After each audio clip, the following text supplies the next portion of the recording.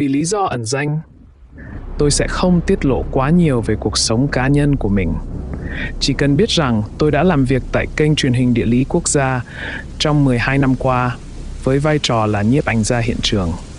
Đó là một trong những trải nghiệm tuyệt vời nhất trong cuộc đời tôi. Được đi khắp thế giới và chụp ảnh những thứ mà người khác hiếm khi nhìn thấy.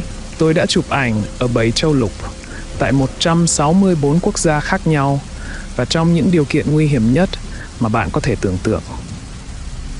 Vào tháng 9, tôi quyết định nghỉ phép một thời gian trong khi chờ đợi đứa con đầu lòng với vợ tôi, Ava. Trong thời gian ở nhà, một người bạn đã kể với tôi về subreddit này và cho tôi xem loạt truyện về nhân viên tìm kiếm và cứu nạn. Những câu chuyện của anh ấy thực sự ám ảnh và đã truyền cảm hứng cho tôi để kể về một số điều tôi đã thấy. Tôi được đề nghị vị trí này gần như ngay sau khi tốt nghiệp đại học. Sau một mùa hè được đào tạo và làm các công việc thực tập không tên ở Washington DC và Chicago, họ đã trao cho tôi cuộc thám hiểm đầu tiên. Dù là phước lành hay lời nguyền, tôi đã được gửi đến vùng hoang dã của Alaska để chụp ảnh và theo dõi sự di cư của loài cáo Bắc Cực dọc theo bờ biển. Vì đã từng lớn lên ở những ngọn đồi lạnh giá của New England, tôi không quá sợ hãi trước viễn cảnh mùa đông Alaska và thực sự vui mừng khi được đi sâu vào vùng băng giá. Tôi ước mình đang theo đuổi một điều gì đó thú vị hơn một chút so với những con cáo trắng lẩn khuất trong những vùng tuyết trắng. Nhưng tôi không thể phàn nàn.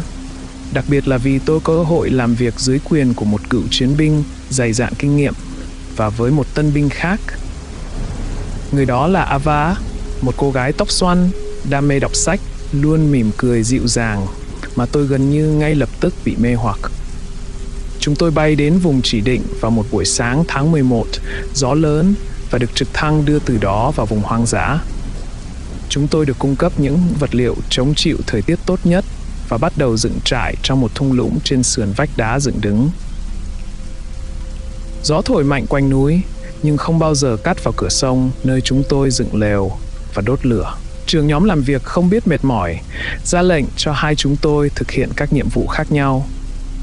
Khi mặt trời bắt đầu lặn, địa điểm đã được dựng xong, một đống củi lớn đã được thu thập từ rừng thông bên kia thung lũng và bữa tối đang được nướng trên lửa. Trong lúc chúng tôi ăn, anh ấy mô tả những cảnh quay mà chúng tôi cần thu thập và ôn lại một số quy tắc với chúng tôi. Ban đầu, chúng khá đơn giản về việc không để lại dấu vết khi cắm trại, nhưng sau đó bắt đầu thay đổi. Hãy chắc chắn rằng lửa đã tắt khi chúng ta đi ngủ. Chúng ta không muốn ai biết rằng chúng ta đang ở đây. Giọng nói của anh ấy giờ đây nhuốm màu u ám và đôi mắt anh ấy sáng lên hung hăng trong ánh lửa.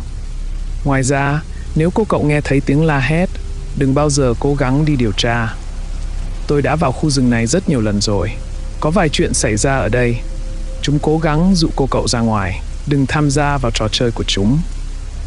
Tôi liếc mắt nhìn Ava qua đống lửa. Cô ấy đang lo lắng vuốt tóc ra khỏi mắt và chỉnh lại kính. Một cái nhíu mày lo lắng hiện rõ trên khuôn mặt cô, thể hiện sự bối rối và sợ hãi tức thì.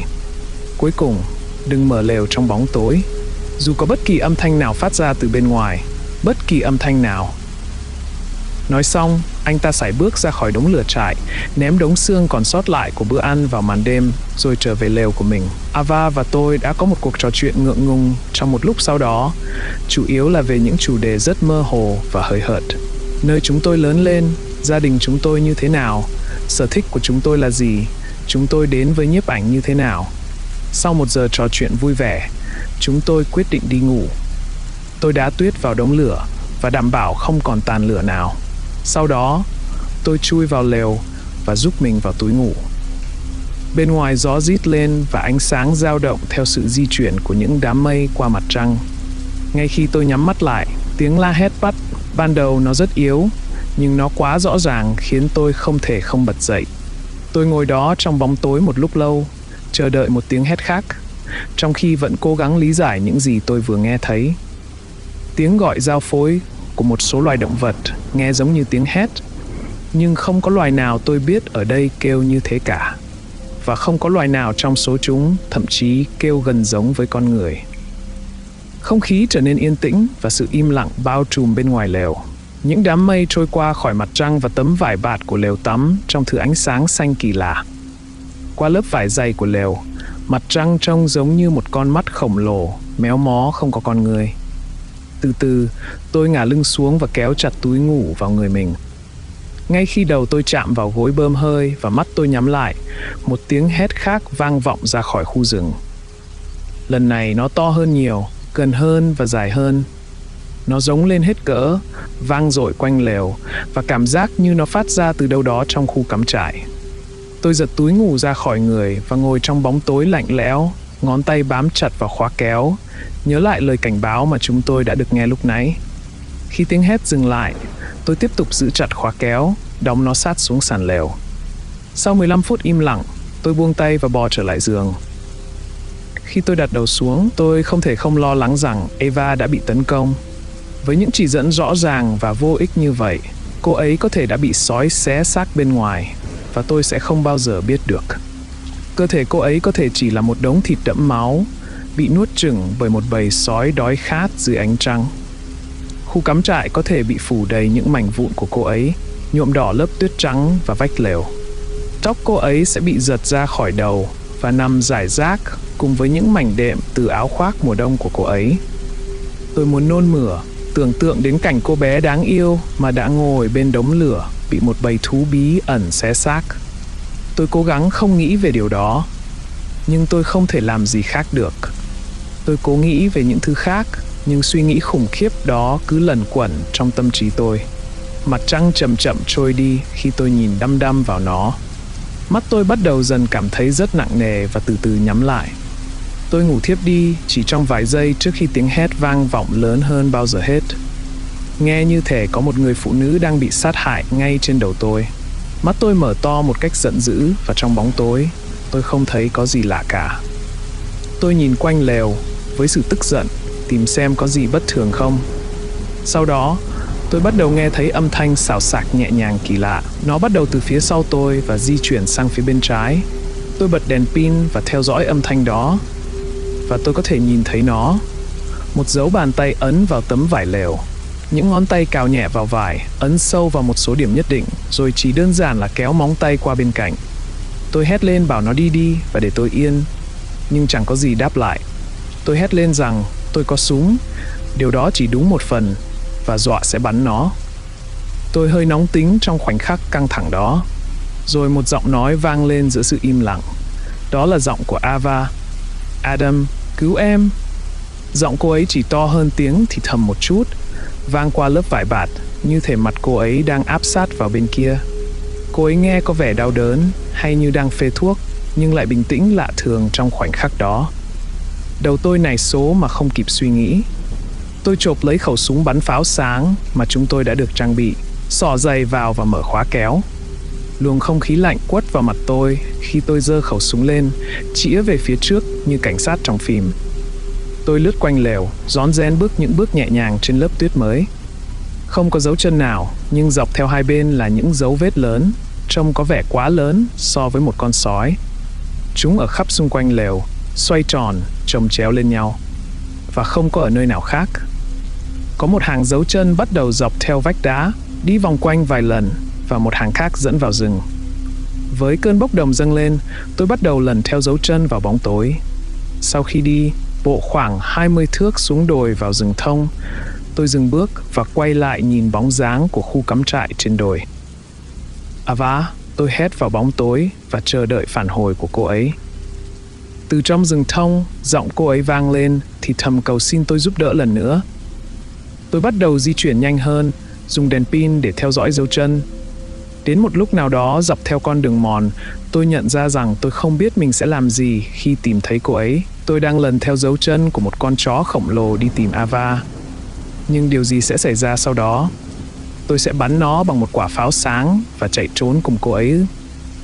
Một giọng nói đen tối trong đầu tôi trấn an tôi rằng điều đó hoàn toàn không thể xảy ra. Tôi đi theo dấu vết vào giữa một khoảng đất trống, nơi mà đột nhiên chúng biến mất. Gần như ngay chính giữa khu đất, đột nhiên không còn gì cả. Tuyết mới rơi ở khắp mọi nơi, không có cây nào để trèo lên. Không có bụi rậm nào để lẩn trốn, không có gì cả. Giống như chúng tan thành khói và biến mất. Tôi nhìn chằm chằm vào những dấu chân một lúc lâu, những câu hỏi liên tục bật ra trong đầu. Ava! Cuối cùng tôi hét lên trong bóng tối, giải phóng toàn bộ năng lượng của mình. Chẳng có gì cả, chỉ có sự im lặng của khu rừng và tiếng kẽo kẹt của những cây thông phía trên đầu. Tôi xoay người và bắt đầu bước trở về, tự hỏi chuyện quái quỷ gì đã xảy ra với cô ấy. Những tưởng tượng ghê rợn diễn ra trong đầu tôi, nhưng không có đủ bằng chứng để hoàn toàn tin vào chúng. Không thể chỉ dừng lại ở đó, phải có gì đó nữa. Tôi dừng lại giữa đường mòn và chiếu đèn xuống những dấu vết, tự hỏi liệu mình có nên quay lại và xem xét lần nữa không. Và đó là lúc tôi nhìn thấy một ánh đèn pin chiếu qua những cái cây về phía tôi. Adam, có phải là anh không?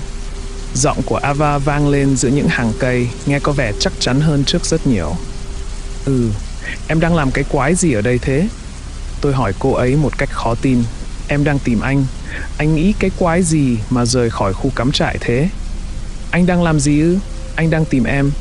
Một khoảnh khắc dài bối rối hiện lên trên khuôn mặt cô ấy khi cô ấy chống tay lên hông. Nếu tình huống ít nghiêm trọng hơn, tôi sẽ thấy sự kiêu kỳ đó khá hấp dẫn. Tuy nhiên, tôi vẫn phải bảo vệ quan điểm của mình trước sự ngờ vực rõ ràng của cô ấy. Em đã thì thầm rằng em cần giúp đỡ. Anh đã lần theo những dấu chân này, nhưng chúng chỉ dừng lại ở đó, và anh nghĩ em đã chết. Vẻ mặt cô ấy trở nên nghiêm nghị dưới ánh sáng từ đèn pin của tôi, và đôi mắt cô ấy nheo lại sau cặp kính. Những dấu chân chỉ dừng lại. Giọng cô ấy lạnh lẽo như không khí. Những dấu chân sói này á? Cô ấy hỏi, chiếu đèn pin của mình xuống đất rồi lại chiếu vào mặt tôi. Tôi gật đầu im lặng, và cô ấy nhanh chóng nắm lấy cánh tay tôi và chạy về lều. Tôi hỏi cô ấy đó là gì, và cô ấy chỉ nói một từ một cách lặng lẽ dưới hơi thở khi chúng tôi chạy về. Killed.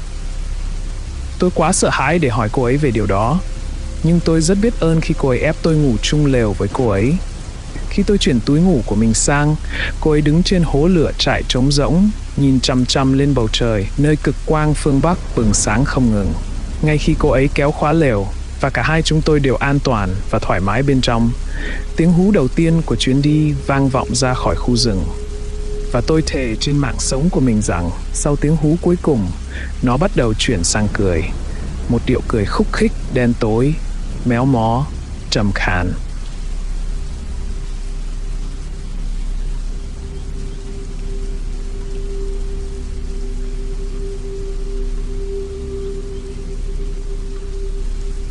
Hai năm sau, tôi đã đi khắp các bang, đắm mình trong các đại dương mênh mông sâu thẳm và khao khát được khám phá những vùng đất mới. Sau một chuyến đi cực kỳ gian khổ dọc theo bán đảo Yucatan để chụp ảnh bướm chúa di cư cho một bộ phim tài liệu về Bắc Mỹ, tôi có những giấc mơ lớn hơn và tốt đẹp hơn.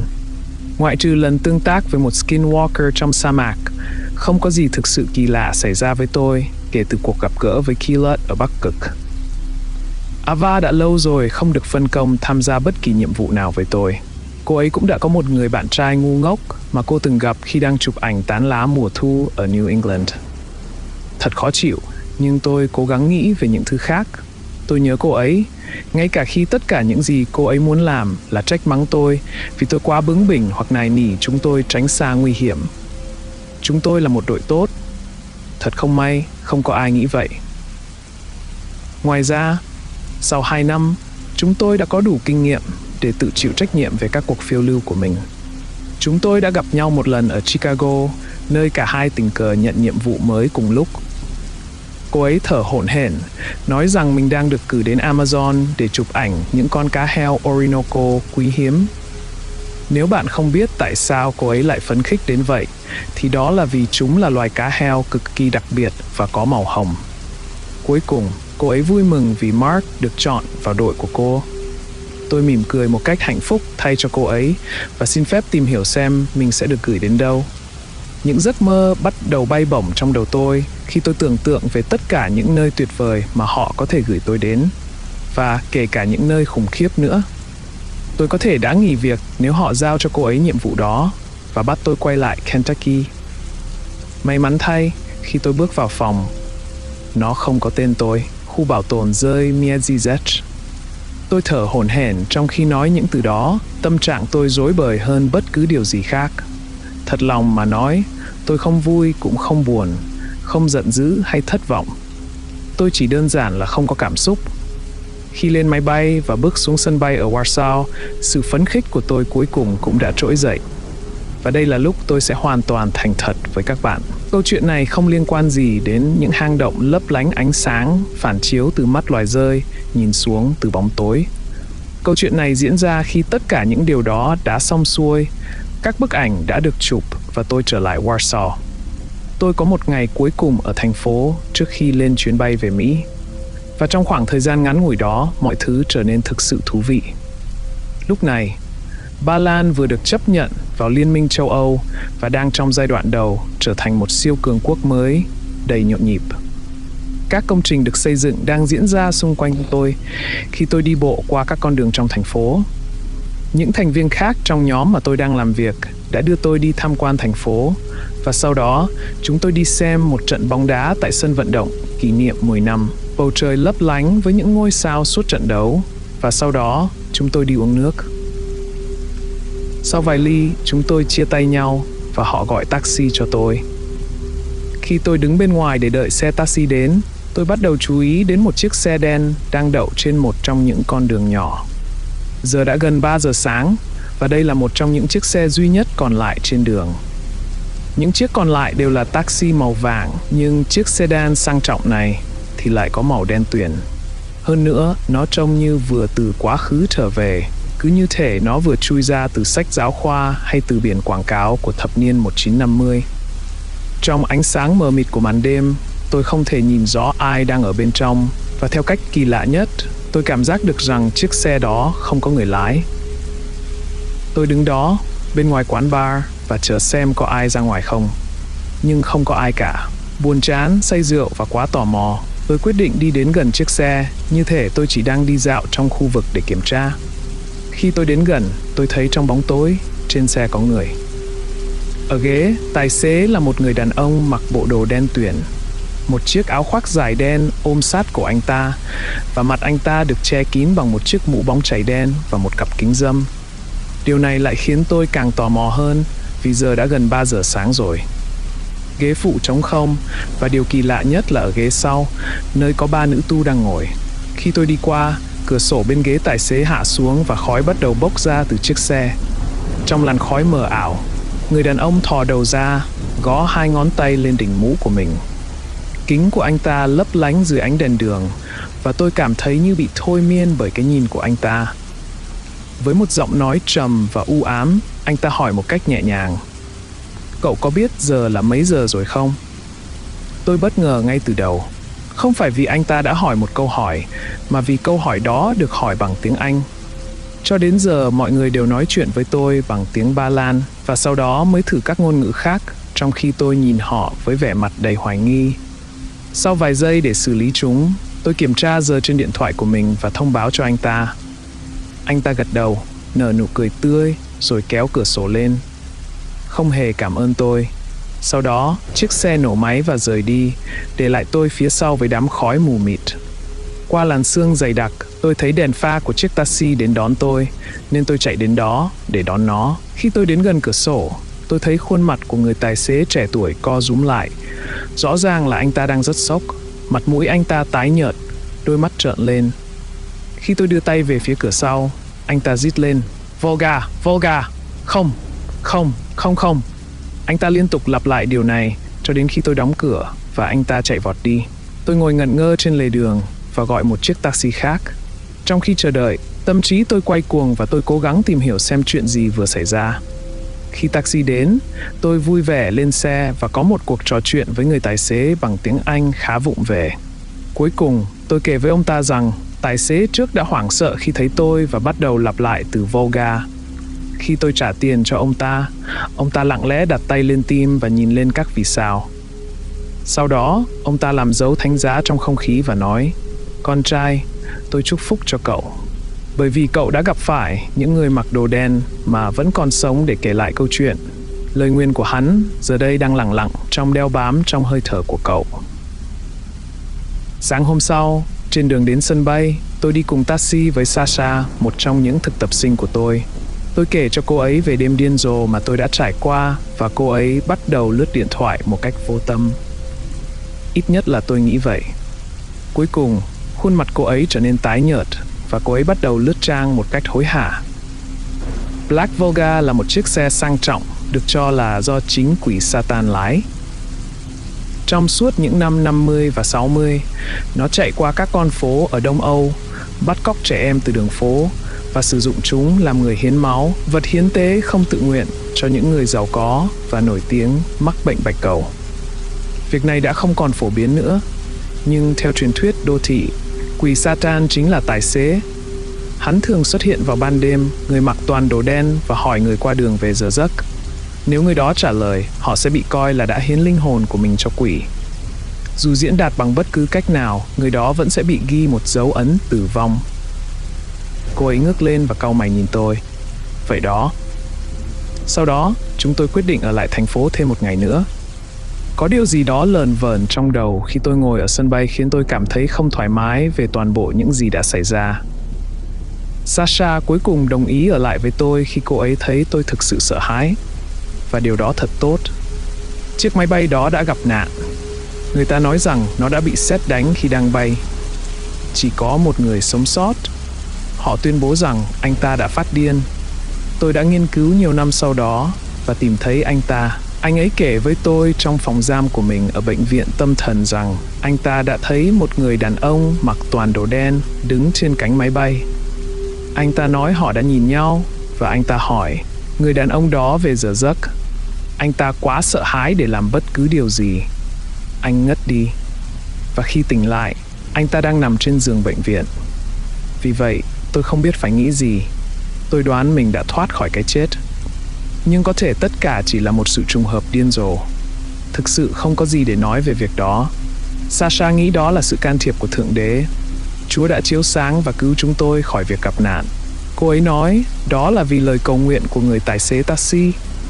Nhưng tôi vẫn nghĩ là tôi đã bị đánh dấu. Và một ngày nào đó, người đàn ông mặc đồ đen sẽ quay lại. Và tôi sẽ hỏi ông ta về thời gian.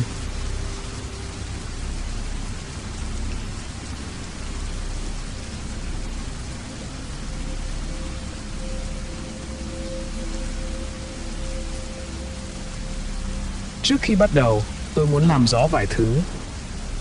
Đã có một số cuộc trò chuyện về vụ việc với Skinwalker. Tôi cảm thấy chúng chưa đủ thuyết phục để kể lại nó như một câu chuyện. Đây chỉ là một trong những điều mà tôi nghĩ rằng mình muốn tin là như vậy, nhưng thực sự sâu thẳm bên trong, tôi biết nó không phải thế. Ngoài ra, tôi đã đề cập điều này trong những bình luận trước. Tôi muốn kể lại câu chuyện này theo trình tự thời gian. Ava rất vui mừng khi hầu hết mọi người đều muốn nghe về cô ấy, nhưng chúng ta sẽ nói về nó vào thời điểm thích hợp. Trước khi nói về việc tôi đã làm việc lại với Ava như thế nào, chúng ta phải nói về lý do họ suýt chút nữa đã đình chỉ tôi. Sau vụ suýt chết trong tai nạn máy bay, Sasha hỏi liệu cô ấy có thể tiếp tục làm việc dưới quyền tôi không. Tôi không do dự mà ngay lập tức đồng ý. Mặc dù Sasha mới tốt nghiệp đại học và là một trong những thực tập sinh tệ nhất, nhưng cô ấy có một cái đầu thông minh, nhanh trí, kỹ năng nghiên cứu tốt và biết cách sử dụng Internet. Cô không giống với những người tôi đã từng gặp. Ngoài ra, có thể điều đó giúp cô ấy cực kỳ hấp dẫn và vô tư khoe cơ thể hoàn hảo của mình. Thật khó để nghĩ về Ava với Mark khi đôi mắt huyền bí và nụ cười dễ thương của Sasha lấp lánh hướng về phía bạn. Vào mùa thu năm 2009, chúng tôi được giao nhiệm vụ đến Hồng Kông để tìm kiếm chồn lửng ferret. Người ta cho rằng chúng đã lang thang vào thành phố và gây rắc rối, ăn rác, tấn công động vật và vân vân. Chúng khá đáng yêu và Sasha liên tục nói về việc cô ấy muốn thử vuốt ve một con. Tôi bảo cô ấy rằng nó có thể sẽ khiến cô mất tay, nhưng cô ấy chỉ phẩy tay bỏ qua. Bật mí là suốt cả chuyến đi chúng tôi chỉ tìm thấy một con và những bức ảnh về nó không mấy ấn tượng, nhưng công việc đã hoàn thành. Chúng tôi tìm thấy nó một cách hoàn toàn tình cờ khi đang ăn trưa bên ngoài một nhà hàng. Nó lững thững tiến đến chúng tôi và bắt đầu xin thức ăn của Sasha. Cô ấy cho nó ăn trong khi tôi chụp ảnh. Sau khi chụp ảnh xong, chúng tôi trở về khách sạn và làm những việc thường ngày. Điều này bao gồm việc tôi xem TV bằng một ngôn ngữ khác và cố gắng giải mã những gì tôi có thể làm, trong khi cô ấy ngồi trên ghế bên cửa sổ và chơi với điện thoại của mình. Cô ấy không bao giờ kể về người đã cùng cô ấy trò chuyện. nhưng tôi cũng không quan tâm lắm. Lần này, cô ấy đặt điện thoại xuống một lúc và bắt đầu xem qua cuốn sách nhỏ mà cô ấy mua từ một người bán hàng rong. Cô ấy hứng khởi đứng bật dậy, nhảy lên giường bên cạnh tôi và đẩy cuốn sách vào mặt tôi. Nhìn cái nơi chết tiệt này đi. Bức ảnh cho thấy một ngôi nhà cổ xưa và được trang trí một cách cầu kỳ, nhưng có vẻ như nó đang dần xuống cấp. Ai cũng có thể liếc qua một cái và cho rằng nơi này bị ma ám một cách ghê gớm. Nó ngay gần đây thôi, vườn Thượng Uyển Nam Cô. Nghe nói nó bị ma ám kinh khủng. Nguyên bản được dùng làm nhà thổ cho lính trong Thế chiến II, linh hồn của những người phụ nữ nghèo khổ và tuyệt vọng đã chết trong ngôi nhà đó vẫn còn ám ảnh nơi này. Nào, một ngôi nhà bị ám bởi hồn ma của đám gái mại dâm.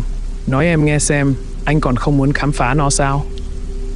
Tôi cười nhẹ và nhìn cô ấy thật lâu. Cô ấy lườm tôi một cái và lấy máy tính ra khỏi ba lô. Cô ấy nằm xuống bên cạnh tôi, để mái tóc nâu dài bung ra khỏi búi tóc, xõa quanh đôi vai mỏng manh. Đôi mắt màu hạt dẻ của cô ấy thay đổi màu sắc khi cô ấy gõ nhanh vào thanh tìm kiếm, từ nâu đậm chuyển sang xanh lá cây. Một cái nhăn khẽ treo lơ lửng trên khóe môi, tinh nghịch ám chỉ rằng cô ấy vẫn còn giận dỗi. Trước khi cô bắt đầu kể về những nhóm người đã phát điên bên trong, thi thể của những người vô gia cư bị phân mảnh và những người theo giáo phái thờ quỷ dữ mà họ phát hiện ra đang ăn thịt và xương của trẻ em tị nạn, tôi đã quyết định sẽ đi cùng cô. Là một kẻ lãng mạn trong vô vọng, bị mắc kẹt trong những cơn gió thổi đến nơi khác, tôi cần một cái gì đó để kích thích tâm trí mình. Và mặc dù tôi chắc chắn rằng điều đó không phải vì Sasha, cô ấy thật vui vẻ, và đó là điều tôi cực kỳ cần. Cô ấy cười rạng rỡ và bắt đầu nói chuyện đầy hứng khởi khi tôi đồng ý. Nó có hơi phiền phức nhưng cũng thật đáng yêu. Chúng ta sẽ đi khi trời tối. Như vậy, bọn mình có cơ hội tốt nhất để nhìn thấy hoặc nghe thấy thứ gì đó. Một điều gì đó tuyệt vời sẽ xảy ra. Em biết chắc chắn là vậy mà. Trong suốt buổi chiều còn lại, chúng tôi mua đèn pin, ăn tối và tiếp tục nghiên cứu về ngôi nhà đó. Rồi, khoảng sau 9 giờ một chút, chúng tôi lén lút ra khỏi khách sạn, đi bộ vài dãy phố và dừng lại giữa vỉa hè, ngắm nhìn ngôi nhà cao lớn trước mặt. Không do dự, Sasha nhảy lên bậc thang và mở cổng. Cổng chỉ có thể nhích được một chút vì bị dây xích quấn quanh, nhưng cả hai chúng tôi có thể lách qua khe hở giữa những thanh đồng cũ bị cong vẹo. Khu vườn là một mớ hỗn độn của những mảnh kính vỡ và đồ chơi trẻ em bị vứt rải rác quanh lối đi bằng đá nứt nẻ, ẩn nấp trong cỏ cao đến đầu gối. Sasha nhảy lên trước tôi, khám phá những đồ vật kỳ quái với sự quan tâm tột độ. Cô ấy bắt đầu chụp ảnh những gì cô ấy thấy thú vị. Khi chúng tôi đến cửa thì phát hiện ra rằng nó hơi hé mở và khung cửa bị hỏng, nên không thể đóng lại hoàn toàn. Sasha nhìn tôi khi chúng tôi bước qua ngưỡng cửa và bật đèn pin. Ánh nhìn của cô ấy thoáng chút sợ hãi, nhưng chủ yếu là sự háo hức, cộng thêm một chút gì đó tối tăm và mạnh mẽ hơn. Bên trong ngôi nhà hoàn toàn bị tàn phá. Các món đồ nội thất đã mục nát nằm rải rác trong những phòng mà chúng từng được sử dụng. Côn trùng và các loại sinh vật bò lồm ngồm trên sàn nhà, cố gắng tránh ánh sáng từ đèn pin của chúng tôi. Chúng tìm nơi ẩn náu trong những kệ sách cũ hoặc dưới những tấm thảm trông như xác động vật. Các bức tường là những bức tranh graffiti ghê rợn. Những ký tự chữ Hán xuất hiện bên cạnh hình ảnh của những con quái vật xé nát xương và da, ăn thịt, uống máu của những người vô tội. Câu tiếng Anh duy nhất được khắc ở đầu cầu thang xoắn ốc, bên cạnh hình ảnh của một cô gái với khuôn mặt bị bôi đen kịt bởi thứ gì đó giống như bụi bẩn. Câu chữ ghi: đôi mắt của Chúa ẩn náu trong những bức tường với đôi tay quỷ dữ. Sasha khăng khăng bảo rằng tôi nên chụp một bức ảnh của cô ấy trước bức tranh đó. Cô bảo rằng nó sẽ là bức ảnh tuyệt nhất trên Facebook. Khi tôi nhấn nút chụp và nghe thấy tiếng cửa kêu, tôi cảm nhận được có một luồng hơi lạnh mạnh mẽ tràn đến.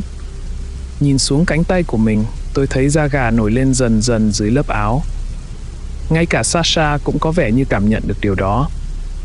Cô nhìn dọc hành lang phía trước, nheo mắt khi nhìn vào bóng tối. Tôi tự hỏi, liệu dưới chiếc áo len xám của cô ấy có phải cũng đang nổi da gà không? Đi theo em, cô nói khẽ khi bắt đầu đi dọc hành lang. Lần này không phải là với mục đích như trước nữa. Những bước chân của cô chậm lại, yên tĩnh hơn, ít phát ra âm thanh hơn so với tiếng kẽo kẹt của ngôi nhà.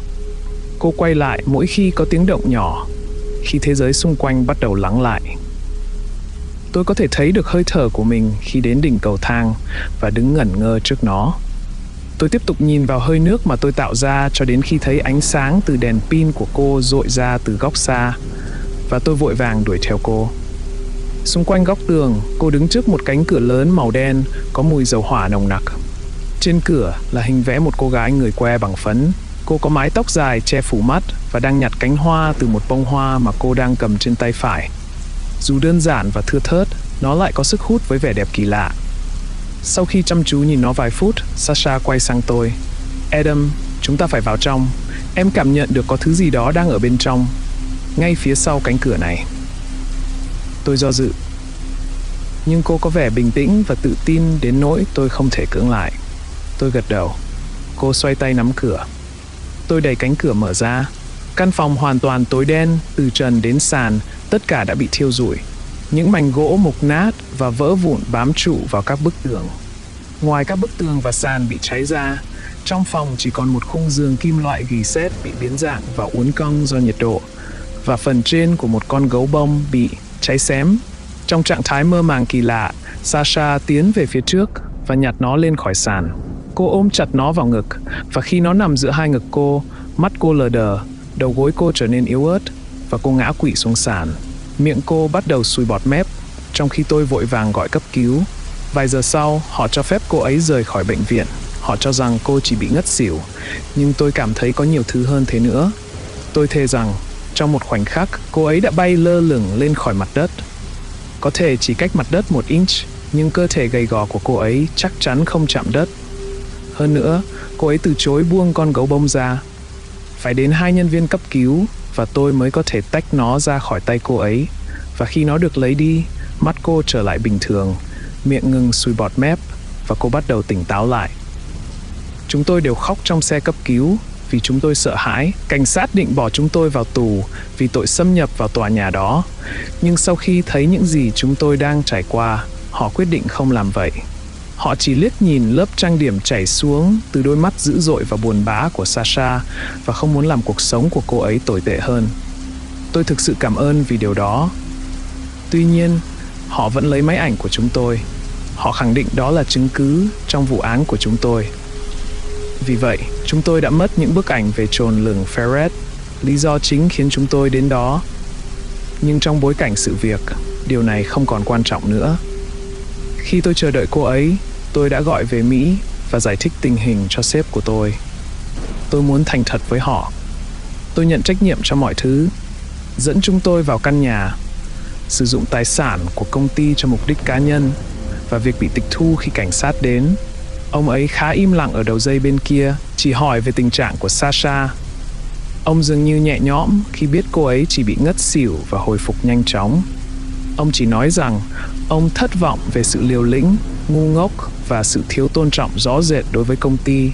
Chúng tôi sẽ có một cuộc thảo luận dài hơn khi tôi trở về. Cuối cùng, ông cảm ơn tôi vì đã thẳng thắn và nhận trách nhiệm cho toàn bộ sự việc, với một giọng điệu như thể biết rằng tôi đang bao che cho cô ấy. Khi cô ấy ra ngoài, chúng tôi nắm tay nhau trên taxi. Cô ấy nghiêng người một lúc và tựa đầu lên vai tôi. Tôi không hỏi gì mà chỉ chờ xem cô ấy có nói gì không. Cô ấy nói rất ít và tựa đầu ở đó trong suốt khoảng thời gian. Khi chúng tôi quay lại khách sạn, đã gần 4 giờ sáng. Chúng tôi đi thang máy lên tầng, rõ ràng trông khá kỳ quặc trước ánh mắt trống rỗng của quản lý ca đêm, và lặng lẽ trở lại phòng. Không nói gì, cô ấy cởi đồ, chui vào dưới tấm chăn trên giường của tôi và chờ tôi vào. Khi tôi chui vào bên cạnh cô ấy nắm lấy cánh tay tôi và vòng nó quanh mình. Tôi hôn nhẹ lên má cô ấy và xin lỗi. Không phải vì điều gì cụ thể, mà chỉ là vì tất cả mọi thứ. Cô ấy mỉm cười một chút và khóc thút thít. Tôi chưa bao giờ biết chuyện gì đã xảy ra với cô ấy. Tôi thậm chí không biết liệu cô ấy có biết điều đó không.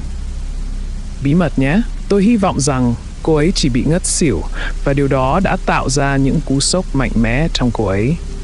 Tôi thực sự không muốn tin điều đó, nhưng tôi nghi ngờ rằng nó là sự thật. Tôi cũng ước rằng cảnh xúc động này là cách kết thúc của câu chuyện.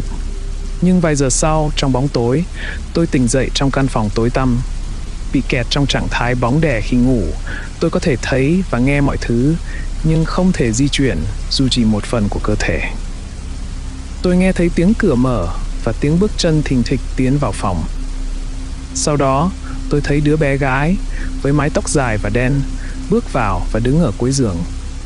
Khi con bé chải tóc, tôi thấy khuôn mặt nó bị sẹo và cháy xém khá nặng. Những vết tàn tro vẫn cháy sáng màu cam sâu trong các vết sẹo trên mặt. Con bé di chuyển quanh giường và tôi cảm thấy nhiệt độ trong phòng bắt đầu tăng lên. Lặng lẽ, nó trượt đến bên Sasha, đặt một ngón tay bị cháy và gồ ghề lên mặt cô ấy, vuốt ve một lọn tóc nâu. Sau đó, đôi mắt đen không hồn của nó nhìn thấy tôi, và tôi bị thôi miến. Bằng một giọng nói trầm, không thuộc về cơ thể của một đứa trẻ, con bé hít vào và thì thầm: "Tôi không vào phòng của cậu, cậu không nên vào phòng của tôi."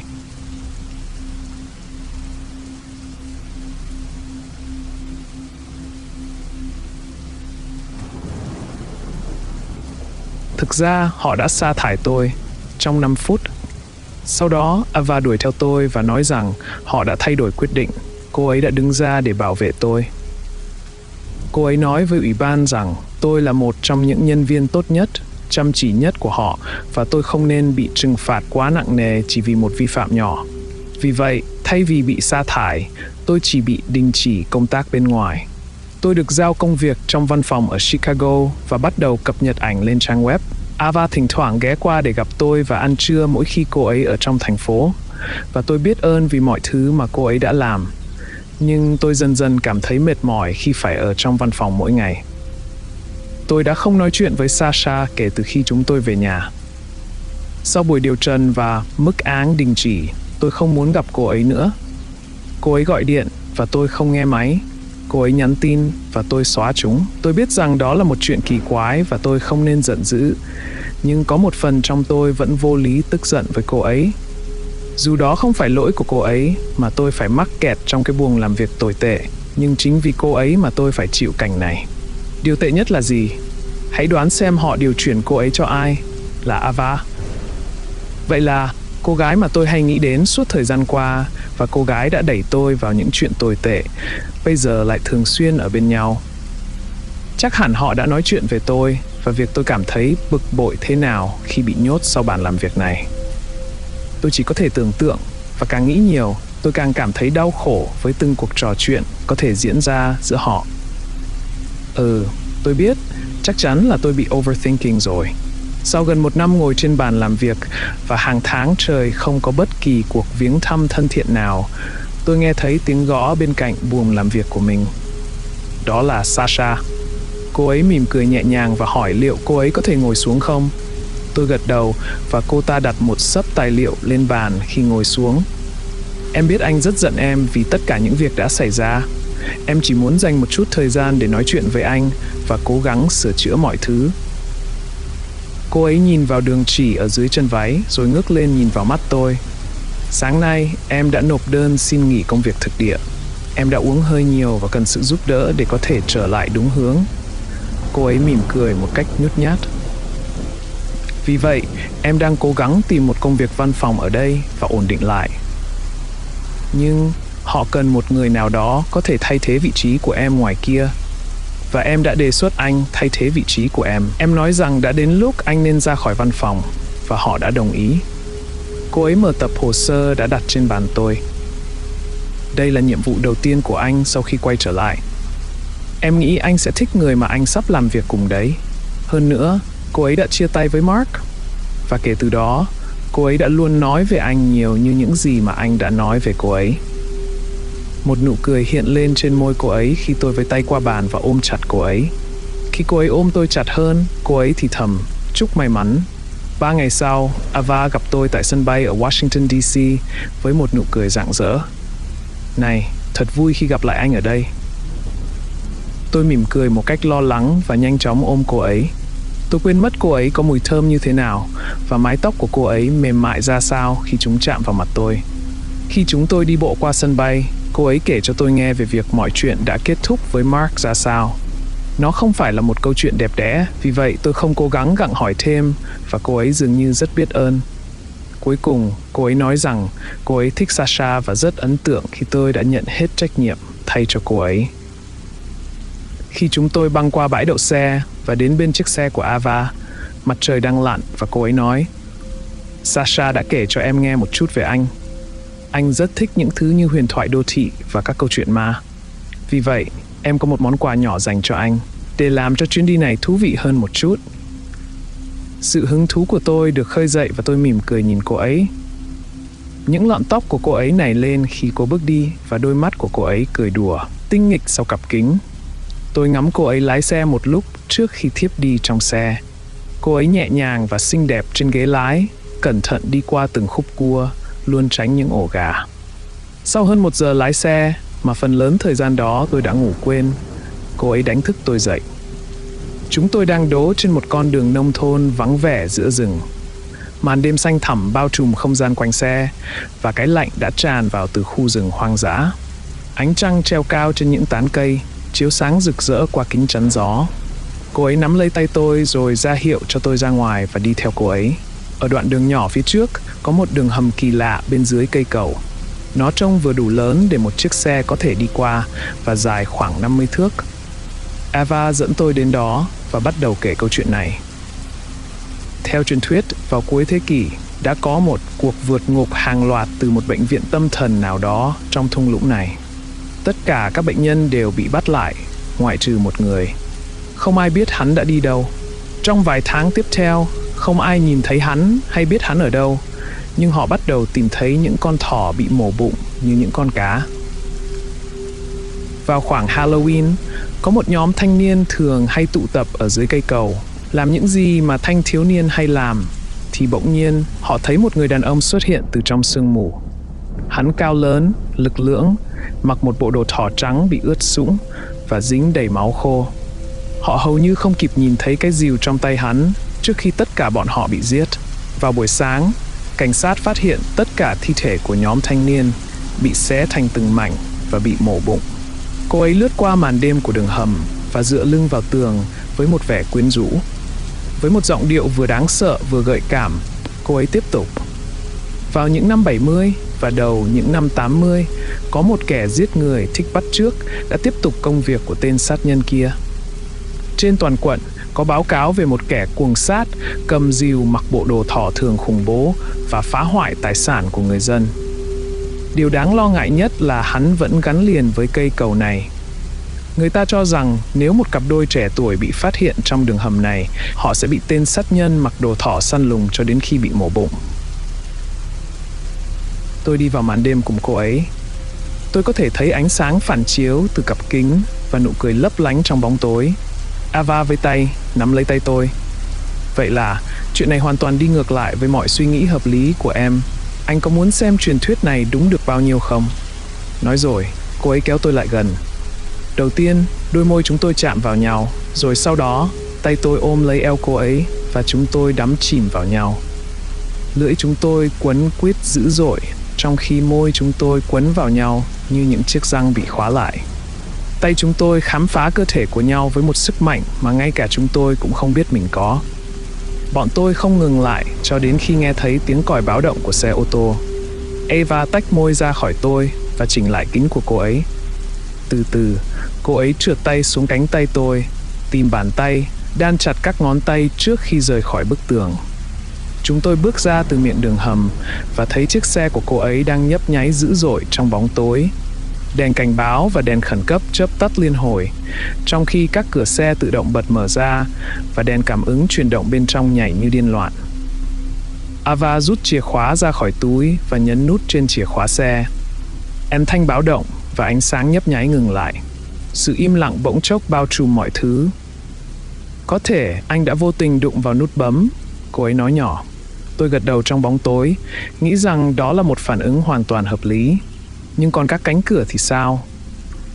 Tôi cắt lời cô ấy bằng cách nắm tay và kéo cô ấy về phía xe. Tại khách sạn, họ đang chiếu một phim tài liệu về Lizzie Borden. Sáng hôm sau, chúng tôi phải lên đường để đến địa điểm. Chúng tôi sẽ chụp ảnh những con sư tử núi hiếm gặp trên những ngọn đồi và tìm chứng cứ cho một lời tuyên bố rằng có một con báo đen ở trong rừng. Đối với những ai chưa biết, có một huyền thoại lớn về việc báo đen Bắc Mỹ có tồn tại hay không. Nó được coi là một trong những loài động vật thông minh, mạnh mẽ và tàn bạo nhất của vương quốc. Chúng chắc chắn sẽ đứng đầu trong chuỗi thức ăn và là một lực lượng phá hoại thực sự trong hệ sinh thái của khu vực. Kể từ khi phát hiện ra dãy núi Appalachian, người ta tuyên bố đã thấy những con báo đen khổng lồ hoang dã. Tuy nhiên, sự tồn tại thực sự của chúng vẫn còn rất nhiều nghi ngờ. Khi chúng tôi rời khách sạn, chúng tôi phát hiện ra có một thứ gì đó trong bãi đậu xe phía sau xe của chúng tôi. Đúng vậy, bạn đoán đúng đấy. Một con thỏ bị mổ từ đuôi đến mũi, nằm trải ra như một tấm thảm ngay sau xe của chúng tôi. Đó không phải là một tác phẩm nghệ thuật tiêu bản đẹp theo bất kỳ nghĩa nào, và nó nằm trong một vũng máu ướt nhẹp, tạo thành những vệt máu dài trên mặt đường. Chúng tôi mở to mắt khi nhận ra đó là gì, và có một khoảnh khắc dài khi cả hai chúng tôi nhìn nhau với vẻ bối rối, như thể đang chờ người kia giải thích rằng đây là một trò đùa. Nhưng nó quá kinh khủng. Không ai trong chúng tôi có thể làm điều đó. Hơn nữa, chúng tôi đã ngủ chung giường, nên chúng tôi chắc hẳn sẽ nhận ra ngay nếu người kia đi ra ngoài, giết một con thỏ và trưng bày nó như vật triển lãm. Chúng tôi từ từ leo lên xe, vòng qua xác con thỏ và lái xe đi. Trong suốt chuyến đi, chúng tôi có cảm giác kỳ lạ rằng có ai đó đang theo dõi mình. Chúng tôi đặt máy ảnh và đi bộ qua khu rừng rậm, thỉnh thoảng gặp những con thỏ chết. Một số bị treo trên cành cây, một số nằm trên mặt đất, và tất cả đều bị chặt nhỏ bằng cách nào đó. Và nếu những thứ này vẫn chưa đủ đáng sợ, khi trở lại xe, tất cả các cánh cửa đều được mở ra một cách bí ẩn, và một cây rìu đầy máu được dựng đứng trong khay đựng cốc. Ava bắt đầu khóc vì sợ hãi, nhưng cô ấy nhanh chóng nảy ra một ý tưởng khác. Cô ấy bắt đầu lầm bầm tức giận và nói chuyện với một trong những thành viên đoàn khác. Tôi ngồi trong xe và chăm chú nhìn vào thứ vũ khí kia. Tôi không nghe thấy cuộc trò chuyện đang diễn ra bên ngoài. Một vài phút sau, cô ấy quay lại và nói với tôi rằng em ghét thị trấn và những ngọn núi quái quỷ này. Tôi mỉm cười và đặt tay lên tay cô ấy, một cử chỉ dịu dàng để giúp cô ấy cảm thấy an ủi đủ để cô ấy quay sang và hôn nhẹ lên má tôi. Cô ấy đưa tôi trở lại đường hầm tối hôm đó. Mặt trăng treo cao trên bầu trời và cô ấy rung lên vì cơn hưng cảm khi bước ra khỏi xe. Tôi được đưa cho một cái đèn pin và một cây pháo sáng, trong khi cô ấy lục lọi ở phía sau xe để tìm thứ khác. Ava lấy ra một chiếc hộp đen, mở nó ra và lấy ra một khẩu súng săn lớn. Tôi kinh ngạc nhìn cô ấy với món vũ khí đó. Cô ấy mỉm cười với biểu cảm ngạc nhiên của tôi và nói một cách bình thản: "Đừng lo, em có giấy phép mà." Tôi không thể không cười. Và sau đó, mọi thứ xảy ra quá nhanh. Tôi đi vào trong đường hầm cho đến khi nghe thấy tiếng cựa quậy ở phía xa. Vừa đi tôi vừa bắt đầu đùa giỡn: "Lại đây, thỏ ơi, thỏ con ơi, lại đây nào." Tiếng cựa quậy trở nên nhanh hơn, đoán rằng thứ gây ra tiếng động đang bỏ chạy nên tôi tăng tốc. Khi đã biết hướng âm thanh phát ra, tôi lao ra hướng ngược lại và đốt cây pháo sáng. Tôi ném nó qua bên hông miệng hầm để nó chiếu sáng một cách hoàn hảo bất cứ thứ gì có thể xuất hiện. Tôi chạy về phía xe, nơi Ava đã chuẩn bị sẵn khẩu súng săn. Cô ấy tựa nó vào thân xe và trông cực kỳ tập trung. Trước khi tôi kịp nhận ra điều gì, tôi nghe thấy tiếng súng nổ, tiếng la hét, tiếng rên rỉ và tiếng giãy giụa. Cô ấy đặt súng xuống và chúng tôi cùng nhau đuổi theo âm thanh đó, chỉ tìm thấy một thứ duy nhất ở miệng hầm. Khi tôi chiếu đèn pin vào sâu trong hầm, tôi có thể thề rằng tôi đã nhìn thấy bóng dáng méo mó của một thứ gì đó đang lết ra khỏi đầu kia. Tôi chuyển sự chú ý sang Ava, người đang ngồi trên mặt đất, run rẩy. Trong tay cô ấy đang giữ chặt một chiếc tai thỏ bằng nỉ trắng từ bộ trang phục thỏ tự làm. Khi kết thúc nhiệm vụ, Ava quyết định nghỉ ngơi một thời gian và trở về nhà. Sau khi hôn tạm biệt cô ấy ở sân bay, tôi nhận được 2 tin nhắn từ cô ấy trong ngày hôm đó. Tin đầu tiên: họ chiếu Donnie Darko trên chuyến bay. Sao lại có thể như thế được? Tôi đã cười về điều đó mà không nghĩ đến sự trùng hợp với nhân vật con thỏ. Tin thứ hai là một bức ảnh. Cô ấy đứng trong phòng ngủ ở nhà, cầm một chiếc mặt nạ thỏ thô sơ. Một vẻ hoảng loạn thuần khiết hiện rõ trên khuôn mặt cô ấy, như thể cô ấy đang nhận ra điều bạn cũng đang nhận ra ngay lúc này. Chiếc mặt nạ thỏ đã xuất hiện một cách khó hiểu trong hành lý xách tay của cô ấy. Nó chỉ có một bên tai.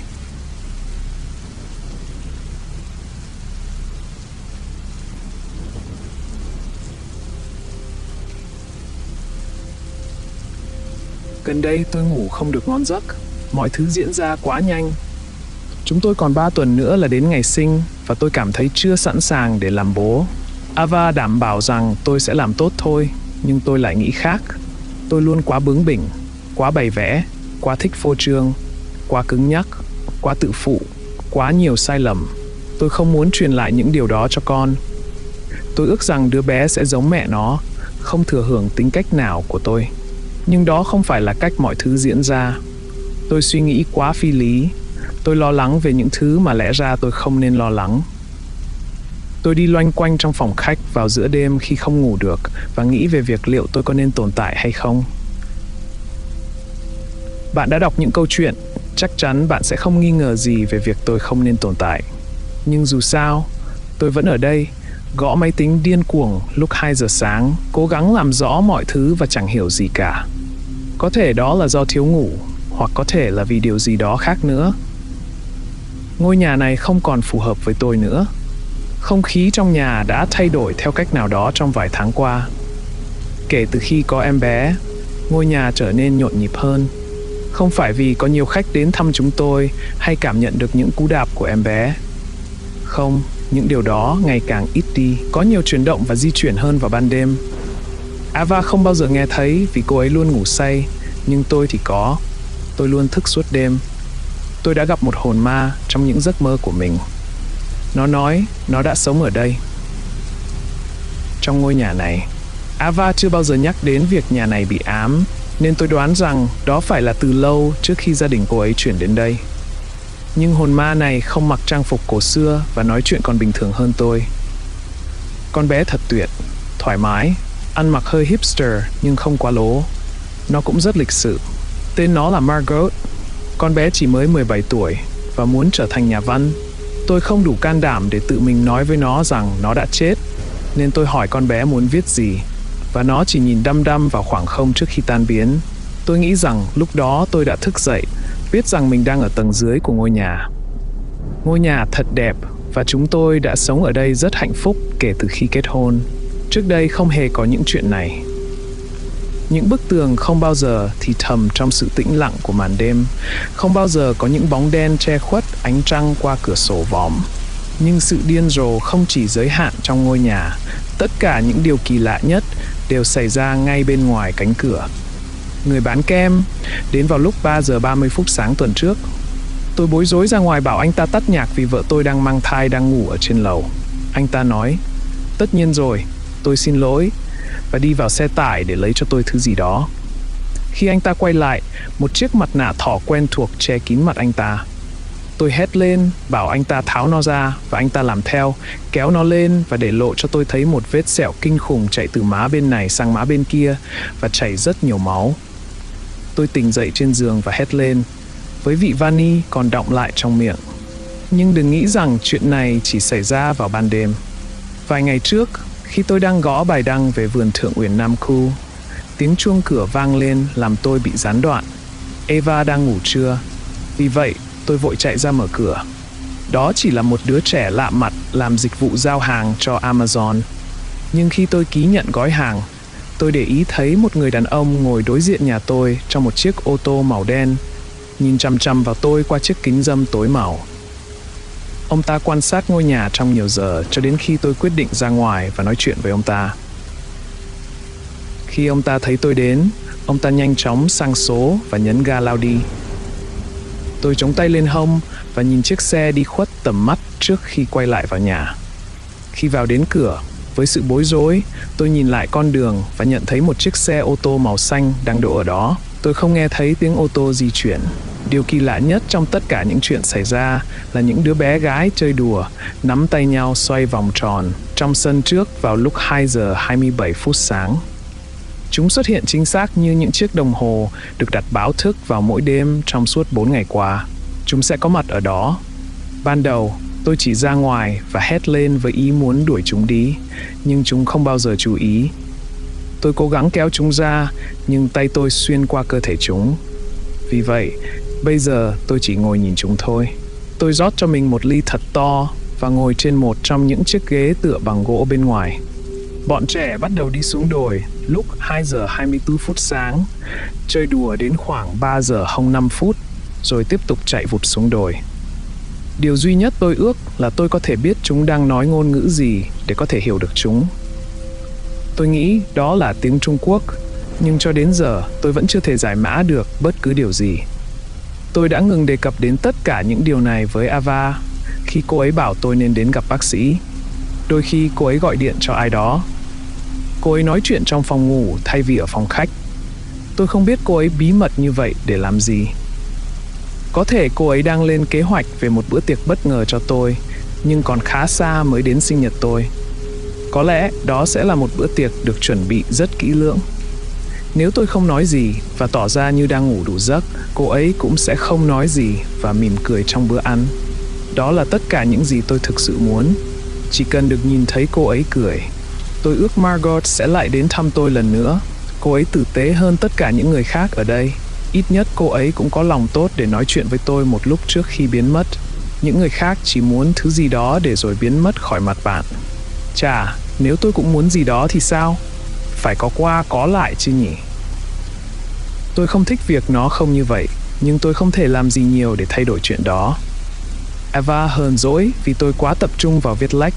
Cô ấy nói rằng tôi nên ngừng cắm mặt vào máy tính và phóng đại tất cả những câu chuyện ngớ ngẩn này. Nhưng tôi không thể.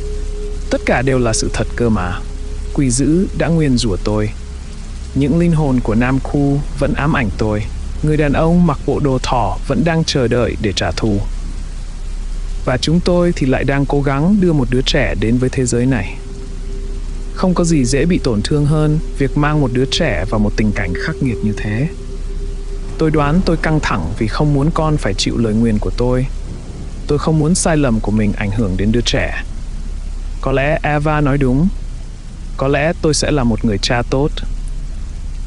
Trước khi đi ngủ, cô ấy đã nói gì đó về tên em bé. Tôi cảm thấy nhẹ nhõm hơn khi viết ra tất cả những điều này. Ngôi nhà thật tĩnh lặng.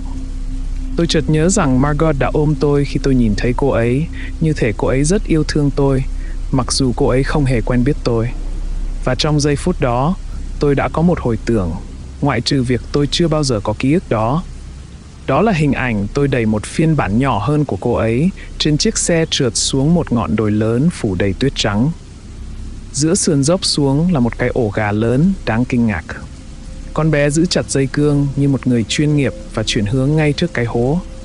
Nó bay qua cái hố luôn, mất kiểm soát, hoảng loạn và cố gắng nhảy ra. Nó ngã đập mạnh xuống tuyết và bắt đầu khóc. Vì vậy, theo bản năng, tôi chạy xuống, bế con bé lên và ôm chặt lấy nó. Sau khi tôi lau tuyết khỏi mặt con bé, nó nở một nụ cười ngớ ngẩn và vỗ một chiếc găng tay đầy tuyết vào mặt tôi. Tôi không biết hồi ức đó đến từ đâu hay có ý nghĩa gì, nhưng nó làm tôi hạnh phúc. Lúc 2 giờ 27 phút sáng, những đứa bé gái không xuất hiện. Tôi đứng ở cửa sổ vòm, hoàn toàn bối rối, trước khi tôi cầm ly bia đã rót sẵn định uống và dốc ngược nó xuống cống. Những bức tường dường như không còn thì thầm nữa. Thật buồn cười, theo một cách nào đó, như thể chúng đã hết chuyện để kể. Tôi đi lên lầu và leo lên giường, lần đầu tiên với rất ít suy nghĩ trong đầu. Thực ra chỉ có một suy nghĩ mà thôi. Tôi thực sự thích cái tên Margot.